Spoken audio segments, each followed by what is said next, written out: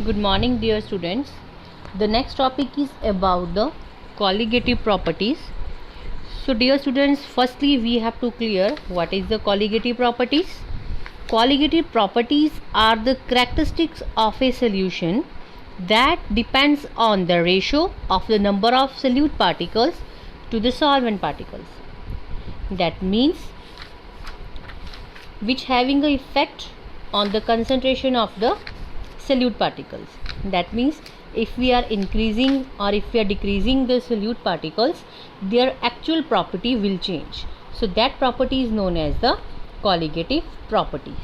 So in other language we can say that the properties of solution which depend only on the number of solute particles, not on the nature of solute, that are called the colligative properties.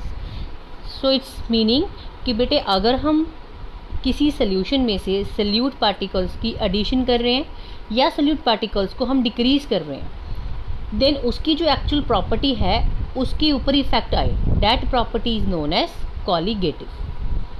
So we having 4 colligative properties here. Number 1, relative lowering of vapour pressure. Number 2, osmotic pressure. Number 3, elevation in boiling point, and number 4 is the depression in the freezing point. These are the 4 colligative properties and we discuss one by one.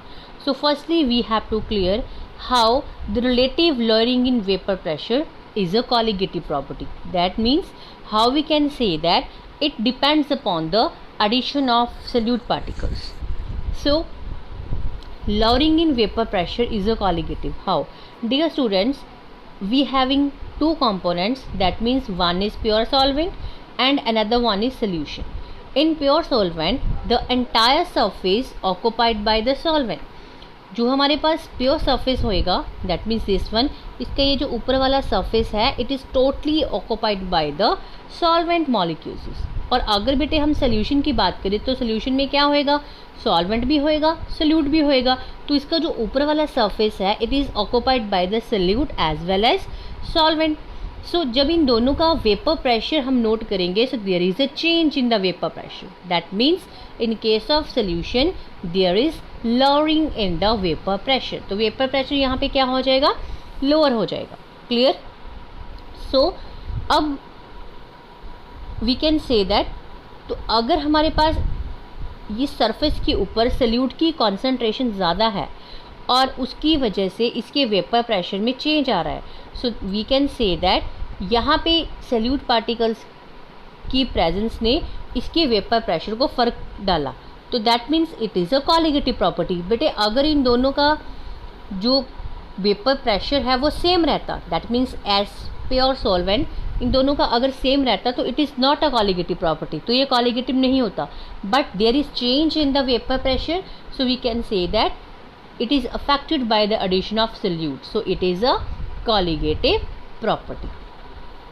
So if we know that P naught is the vapor pressure of pure solvent and PS is the vapor pressure of the solution, then the difference between them is P naught minus PS and it is termed as the lowering in the vapor pressure.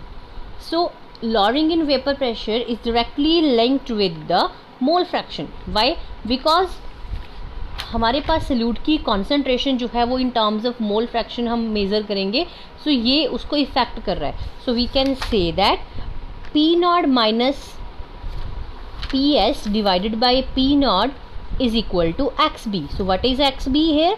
It is the mole fraction. So by putting the values of X B we can determine the molar mass, because X B हमारे पास क्या है, mole fraction, और mole fraction की value हमारे पास क्या होती है, N B upon N A plus N B. So by putting the values of N A and N B we can find out the values of molar mass. So in terms of lowering in vapour pressure we can also determine the molar mass. But हमें यहाँ पे actual में proof क्या करना है, that means lowering in vapour pressure is a colligative property. So ये colligative क्यों हुआ, बिकॉज यहाँ पे वेपर प्रेशर में लोअरिंग आ गया. अगर वेपर प्रेशर सेम रहता तो इसको हम कॉलिगेटिव नहीं कहते. कॉलिगेटिव क्या है? Which depends upon the concentration of solute particles. It's doesn't matter कि हमारे पास वेपर प्रेशर बढ़ रहा है या कम हो रहा है. ठीक है, इसमें कोई ये चीज़ नहीं आपने देखनी है कि वेपर प्रेशर या कोई और कॉलिगेटिव प्रॉपर्टीज़ के करैक्टरिस्टिक्स को हमने डेवलप करना है. ठीक है, हमने जस्ट देखना क्या है यहाँ पे कि हमारे पास यहाँ पे सल्यूट पार्टिकल की कॉन्सेंट्रेशन से उसकी एक्चुअल प्रॉपर्टी या तो डिक्रीज हो रही है या इंक्रीज हो रही है. Clear? So that property is known as the colligative which is affected by the concentration of the solute.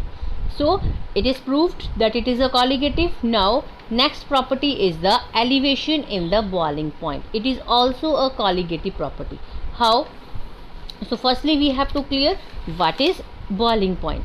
Boiling point of a liquid is the temperature at which the vapor pressure is equal to the atmospheric pressure.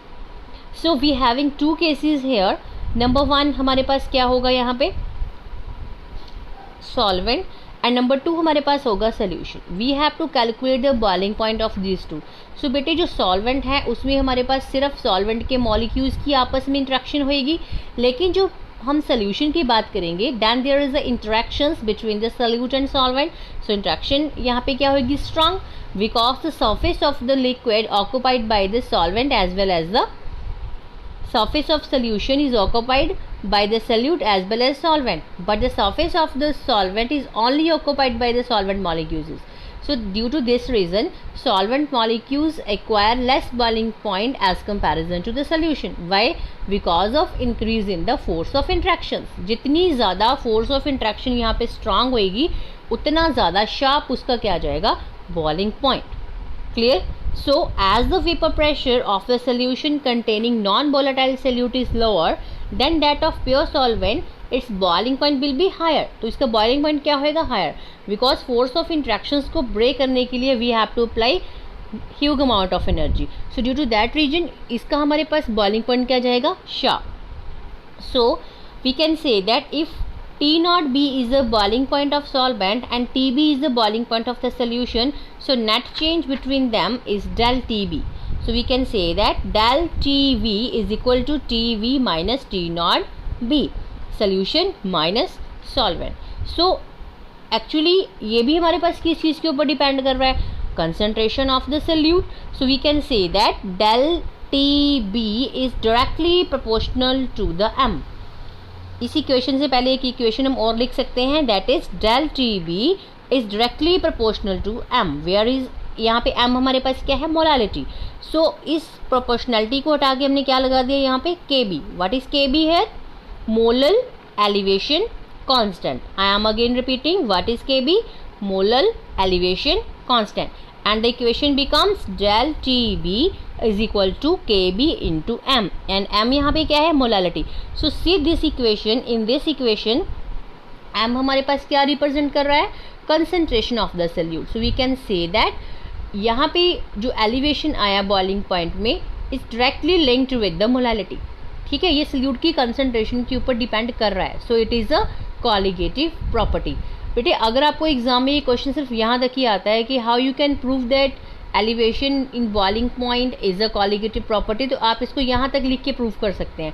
आपने 2 diagrams बनाने हैं जिसमें एक beaker में आप pure solvent show करोगे, second one में solution show करोगे, and we have to measure their boiling point. So there is sharp increase in boiling point in case of solution. Why? Because of the force of interactions. Clear? So now how to calculate their molar mass? We have to substitute the values of M, where M is molality. अब हम molality की value यहाँ पे fill कर देंगे. What is the value of molality? Molality हमारे पास क्या होता है, क्योंकि ये हमने पहले कर चुके हैं. Molality हमारे पास होता है that is WB into 1000 divided by MB into W. We can say that molality is mass of solute into 1000 divided by weight of solvents in grams. Clear? तो इनकी वैल्यूज़ को पुट करके हम लोग यहाँ से M2, W2 या T12B कुछ भी कैलकुलेट कर सकते हैं. यहाँ इसी इक्वेशन में हमें बाकी सारी चीज़ें गिवन होंगी, एक चीज़ हमें निकालनी पड़ेगी. ये हमारे पास न्यूमेरिकल्स का बहुत इंपॉर्टेंट पार्ट है. यहाँ से न्यूमेरिकल्स जो हैं वो हमें बार बार पूछे जाते हैं, तो ये फॉर्मूला हमें लर्न कर लेना चाहिए. ठीक है, ये दोनों फॉर्मूलेज लर्न करके we have to calculate the values of del TB, W2, weight किसी भी सॉल्वेंट का, mass, molar mass we have to calculate. So here is clear, that is elevation in boiling point is a colligative property because जैसे ही हमने solution की बात की तो इसका जो बॉइलिंग पॉइंट है वो शार्प हो गया. अगर बॉइलिंग पॉइंट कांस्टेंट रहता सॉल्वेंट और सोल्यूशन का देन इसको हम कॉलिगेटिव नहीं मानते, लेकिन ये कॉलिगेटिव है. Why? Because by the addition of solute particles its concentration जो सोल्यूट की हमने ऐड की उसने बॉइलिंग पॉइंट को इफेक्ट किया है, चाहे फिर वो इंक्रीज करे चाहे डिक्रीज करे, बट उसको इफेक्ट कर रहा है, then it is a colligative. Now third one is the depression in the freezing point. Similarly जैसे अब हमने यहाँ पे हमने elevation in boiling point note किया, अभी हम डिप्रेशन फ्रीजिंग पॉइंट नोट करेंगे. सो फ्रीजिंग पॉइंट हमारे पास क्या है? Freezing point of a liquid is the temperature at which it's vapour pressure of the solvent in its liquid and solid phase become equal. That means what is the depression in freezing point जब हम note करेंगे. so firstly we have to clear, so in this case the freezing point is the temperature at which the solid and the liquid state of the substance have the same vapor pressure. जो हमारे पास solid है या फिर liquid है state है उस substance की, then उनके पास क्या होएगा? same vapor pressure होएगा. that is known as the freezing point. so बेटे इस केस में भी हम क्या डिस्कस करेंगे? solvent और सोल्यूशन को. As we know that the vapour pressure of a solution containing non-volatile solute is lower than that of pure solvent. So the solid form gets separated out at a lower temperature. See this figure. In case of solution, clear, it get lowered, but in case of solvent it is higher. So the decrease in the freezing point of a liquid is known as the depression in the freezing point. अब यहाँ पे हमारे पास जो freezing point है वो decrease क्यों किया?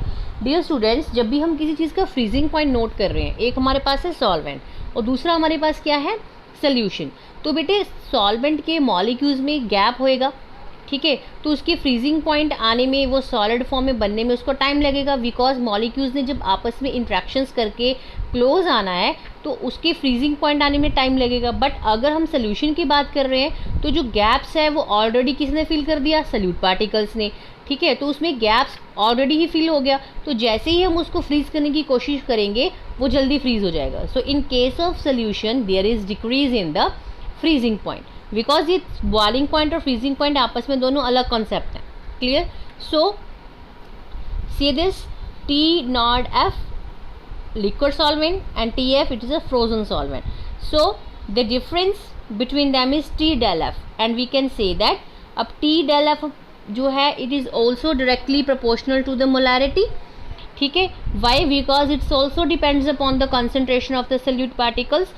So same formula हम यहाँ पे अप्लाई करेंगे, but यहाँ पे हम यूज़ करेंगे del TF is directly proportional to the M and proportionality को हटा के हम लगाएंगे K F. What is K F है?